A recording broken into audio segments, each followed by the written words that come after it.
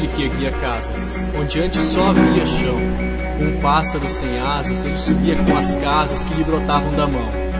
Mas tudo desconhecia de sua grande missão. Não sabia, por exemplo, que a casa de um homem é um templo sem religião.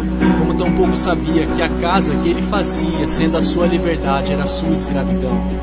De fato, como podia um operário em construção compreender por que um tijolo valia mais que um pão? Tijolos ele empilhava com pá, cimento e esquadria, quanto ao pão que ele comia, mas fosse comer tijolos.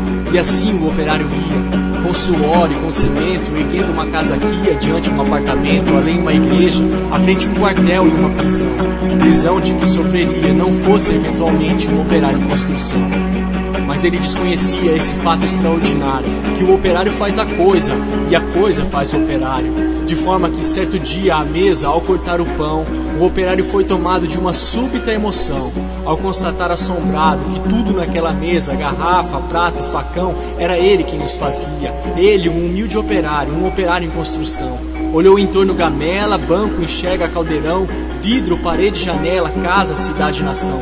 Tudo o que existia, era ele quem os fazia. Ele, um humilde operário, um operário que sabia exercer sua profissão.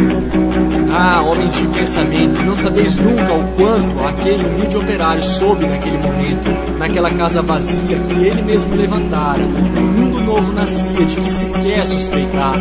O operário emocionado olhou sua própria mão, sua rude mão de operário em construção, e olhando bem para ela, teve um segundo a impressão de que não havia no mundo coisa que fosse mais bela.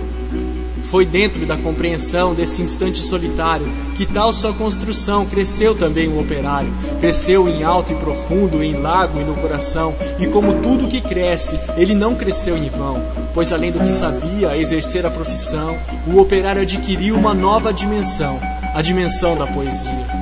E um fato novo se viu, que a todos admirava. O que o operário dizia, o outro operário escutava. E foi assim que o operário do edifício em construção, que sempre dizia sim, começou a dizer não. E aprendeu a notar coisas a que não dava atenção. Notou que a marmita era o prato do patrão, que a sua cerveja preta era o uísque do patrão, que o seu macacão de suarte era o terno do patrão, que o casebre onde morava era a mansão do patrão, que seus 2 pés andarilhos eram as rodas do patrão, que a dureza do seu dia era a noite do patrão, que a sua imensa fadiga era amiga do patrão. E o operário disse não. O operário fez-se forte na sua resolução. Como era de se esperar, as bocas da delação começaram a dizer coisas aos ouvidos do patrão. Mas o patrão não queria nenhuma preocupação. Convença-o do contrário, disse ele sobre o operário, e ao dizer isso sorriu. Dia seguinte, o operário, ao sair da construção, viu-se súbito cercado nos homens da delação, e sofreu por destinado sua primeira agressão. Teve seu rosto cuspido, teve seu braço quebrado, mas quando foi perguntado, o operário disse não. Em vão sofrera o operário sua primeira agressão. Muitas outras se seguiram, muitas outras seguirão, porém, por imprescindível ao edifício em construção, seu trabalho prosseguia, e todo o seu sofrimento misturado ao cimento da construção que crescia. Sentindo que a violência não dobraria o operário, um dia tentou o patrão dobrá-lo de modo vário, de sorte que foi levado ao alto da construção, e no momento do tempo mostrou-lhe toda a região, e apontando-lhe o operário, fez-lhe essa declaração: dar-te-ei todo esse poder e a sua satisfação, porque a mim foi entregue, dou a quem bem quiser, dou-te tempo de lazer, dou-te tempo de mulher, portanto tudo o que vês será teu, se abandonares, e ainda mais se abandonares o que te faz dizer não. Disse e fitou o operário, que olhava e que refletia, mas o que viu o operário o patrão nunca veria. E o operário via casas, e dentro das estruturas via coisas, objetos, produtos, manufaturas, via tudo o que fazia, o lucro do seu patrão, e em cada coisa que via, misteriosamente havia a marca de sua mão. E o operário disse não. Loucura, gritou o patrão. Não vês que te dou eu? Mentira, disse o operário, não poderás dar-me o que é meu.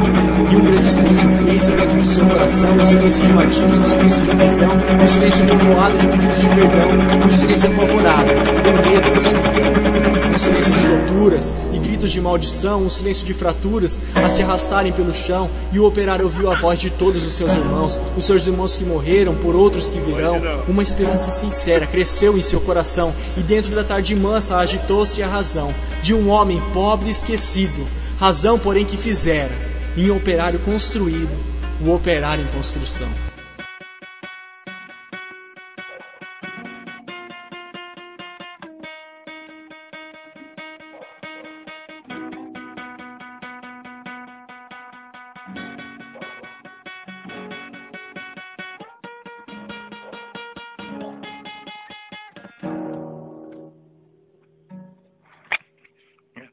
hora de